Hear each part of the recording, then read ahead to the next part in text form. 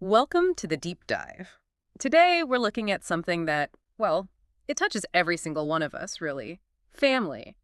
And specifically, the profound ways our families shape who we become. Absolutely. It's fundamental. And, whether your family is huge or tiny, super close, or maybe more spread out. Yeah, traditional, non-traditional, whatever it looks like for you. Right. Its influence runs deep. It really does. And it's important we clarify what we mean by family for this deep dive, isn't it? Yes, definitely. We need a broad lens here. So it's not just the nuclear family, parents, siblings. Right. We're also thinking about extended relatives, maybe mentors who've guided you, close friends who feel like family. Oh, yeah, those chosen families. Exactly. Teachers even, community figures. Yeah. Anyone who's had that kind of significant shaping role, it's about acknowledging all those different cultural takes and personal experiences of family. Okay, got it. And personal development, what are we covering there? Well, we're looking at the whole person, really. Your emotional growth, how you handle social stuff, your mental journey, intellectual side, even spirituality over your lifetime. The whole package. Pretty much. So the mission today is really to unpack those connections, right, between family and all these forms and how we grow personally. And hopefully offer some insights based on the material we've looked at that resonate with our listeners' own journeys, help understand those roots. Precisely. Shed some light on those foundational influences. Okay, so let's dive right in. Starting with emotional development. It seems like, well, our earliest family experiences are just fundamental for learning about feelings. That's a huge starting point. Think about when you were really little. Mm-hmm. Maybe you fell down, scraped your knee. Who was there? Probably a parent, a caregiver. Right, to comfort you. Exactly. Yeah. That simple act, that soothing, helping you calm down, that's like lesson 1 in emotional regulation. Learning to get back to baseline after feeling something strong. And that happens over and over again. It does. And some research suggests these repeated interactions actually help, wire the brain circuits for managing emotions. It's quite powerful. Wow, okay. And it's in that family setting we start picking up other key emotional skills, too. For sure.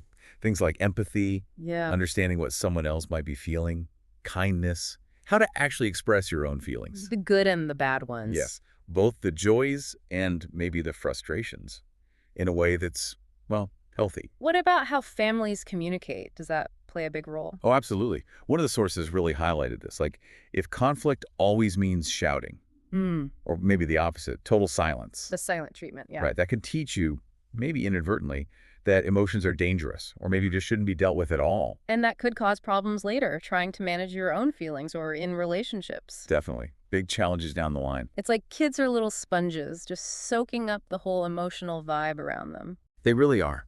Absorbing all those cues about how to react, what's okay to feel, often without anyone even saying anything explicit. So families also build emotional security then, through being loving and supportive. That's another key piece. That consistent love and support builds trust. A foundation. A safe base. Exactly. And some theories say that security lets you explore your feelings and the world more confidently. You know you have that safe place to return to. And it's not just about the easy times, is it? What about when things get tough? Yeah, that's critical too. The sources point to how families teach resilience, how the family unit handles difficulties, illness, maybe a job loss, disagreements. These are powerful lessons. Huge lessons in coping. If you saw, say, your parents tackle a problem calmly, figuring things out instead of panicking. You learn that problems are manageable. Right. You internalize that message. Okay, life throws curveballs, but we can handle them. That gives you coping strategies for your own life. That makes perfect sense. And understanding that emotional piece really leads into how we deal with other people, doesn't it? Social skills, communication. It's a natural bridge. The family is essentially your first social laboratory. Your first social circle. Absolutely. It's where you start learning those absolute basics of interacting, sharing toys. Oh, the classic sharing battle. Yeah. Taking turns in games, saying please, thank you, learning to apologize when you mess up. And learning to forgive, too, which is huge. So important. Moving past disagreements. What about conflict itself within the family? Can that actually be helpful? It can be, surprisingly. Not the destructive fights, obviously, Right. but the times when disagreements happen and people actually listen, try to understand, express themselves respectfully, that's incredibly valuable social learning. So healthy arguments teach you how to handle different opinions. Precisely. You learn that you can disagree without it being the end of the world or the end of the relationship. You practice expressing yourself and considering someone else's point of view. I remember reading an example about a family where they actively encouraged different opinions at dinner. Mm-hmm. Like, debates were okay, everyone got heard, even if they didn't agree, and that apparently built confidence for speaking up later. That's a fantastic illustration. It builds that muscle for self-expression in a safe space first. So what's the flip side? If kids are shut down or constantly criticized? Well, unfortunately, that can lead to issues like shyness, social anxiety, or sometimes the opposite, maybe becoming aggressive just to try and get heard. It's a delicate balance, that family communication. It really hammers home that idea of family as the first training ground.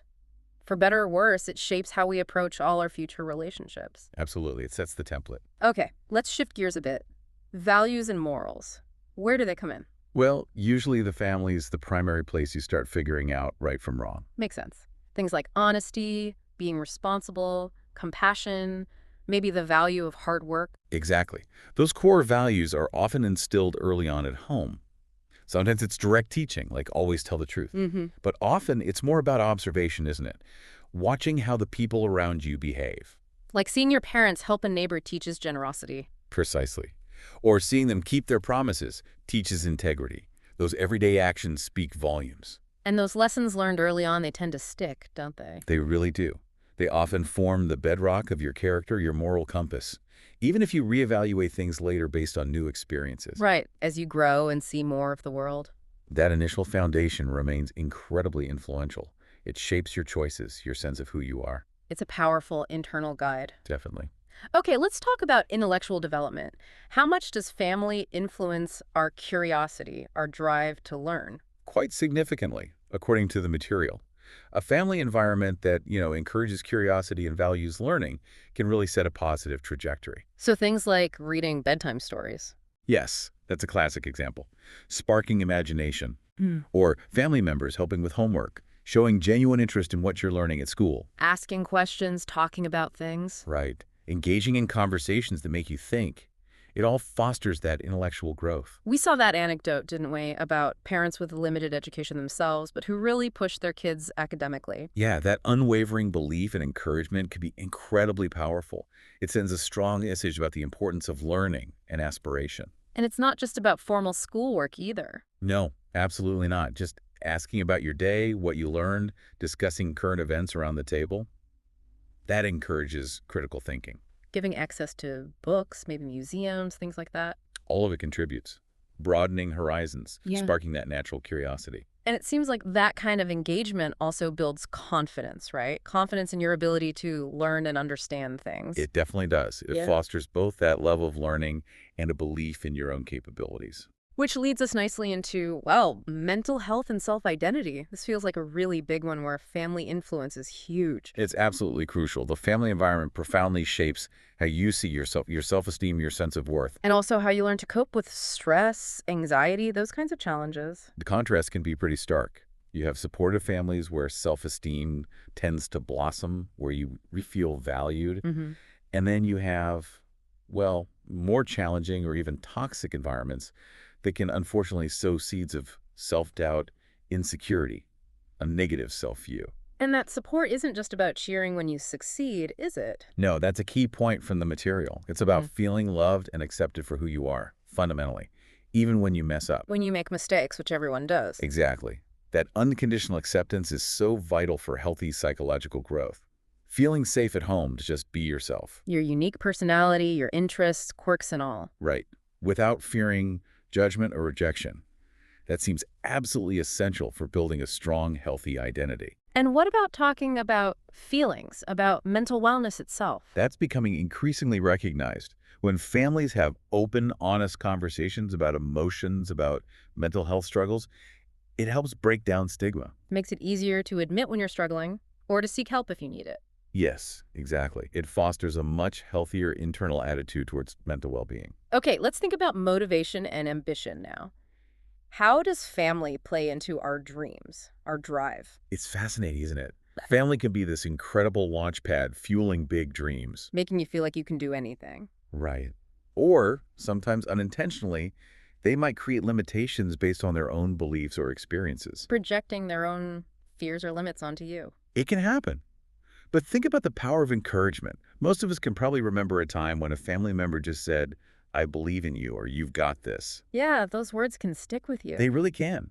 That simple phrase can have a massive impact on your self-belief, your willingness to try hard things. And that belief, wherever it comes from in the family, parent, sibling, it's a powerful motivator. Absolutely. We saw examples like parents encouraging higher education, even when it seemed unlikely, or a sibling being the biggest cheerleader for a sporting goal. That belief is fuel. And it's not just words, is it? Seeing family members work hard. Observing work ethic, yeah. Yeah. Seeing dedication, perseverance that teaches discipline and commitment by example. What about failure? How does family support help there? That's critical. The material highlighted how important family support is when you inevitably stumble. Instead of criticism, helping you see it as a learning opportunity. Exactly. Encouraging you to learn from mistakes, pick yourself up, and try again, rather than just giving up. That builds resilience, keeps the motivation alive. This all seems to circle back to something really core, doesn't it? Unconditional love and support. Yes. That seems to be the bedrock for so much of this. Often, it's within the family broad sense again that you first encounter that kind of unwavering acceptance. Love that isn't based on what you achieve or how you look. Or anything external. Just being valued for being you. And that creates such a strong sense of security, right? Belonging. Profoundly strong. It's Yeah. like having that anchor, that safe harbor, no matter what storms are raging outside. And that feeling of belonging, it has ripple effects, doesn't it? It really does.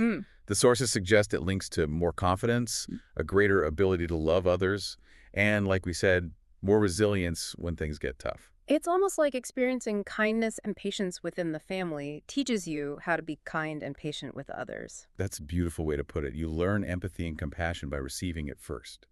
It shapes how you interact with the world. I liked that analogy from one source family as the hidden roots of a tree. Ah, yes, I remember that. You don't always see them, but they provide that essential, unseen support that lets you stand strong. It's a great image. But we absolutely have to acknowledge, as the sources did, that not everyone gets that ideal experience. Right. That's crucial. Many people face really tough family situations. Broken homes, absent parents, unhealthy relationships. The reality is complex. And in those cases, it's often those chosen families that step up, isn't it? Yeah, the amazing friends who become like siblings, maybe a teacher who really sees you, a mentor. Those figures can provide that vital support and really foster growth when the original family structure couldn't or didn't. It highlights that personal development keeps going, doesn't it? Even with early challenges. Absolutely. And that support and love, wherever they come from, are incredibly powerful forces for healing and growth, always. So as we wrap up this deep dive, it feels like the main takeaway is just how incredibly influential family is in all its shapes and sizes. Monumental influence, really. Emotionally, socially, morally, intellectually. Shaping our identity, our drive. It's where we learn so many fundamentals: how to love, how to trust, how to dream, believe in ourselves, connect with others. It really is the starting point for so much of our personal journey, the first context. And given that everyone's experience is so different, some wonderful, some really hard, most probably a mix. A complex mix, usually. We hope this discussion has maybe sparked some reflection for listeners on their own experiences and how they've been shaped. Absolutely. And maybe a reminder that whatever the past held, growth is always possible. Yeah. Forgiveness, building new connections, creating that supportive network. There's always agency, always potential for positive change. Well said. So, a final thought for everyone listening to mull over. How has your own idea of family changed over your life? And thinking about everything we've discussed, what's one aspect of its influence on you that you might want to explore a bit more?